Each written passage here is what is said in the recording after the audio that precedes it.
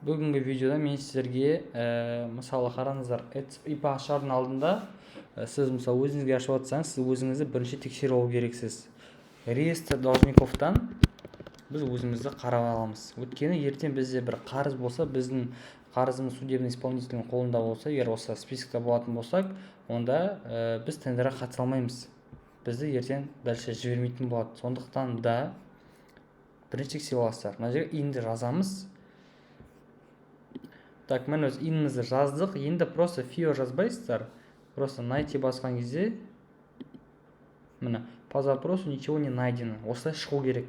Осылай шықса, значит сіздерде қарыз жоқ. ИП ашып дальше жұмыс істей беруге болады. Егер біреуге ашайын деп жатсаңыздар, өзіңізге ашайын деп жатсаңыздар, бірінші тексеріп алыңыздар.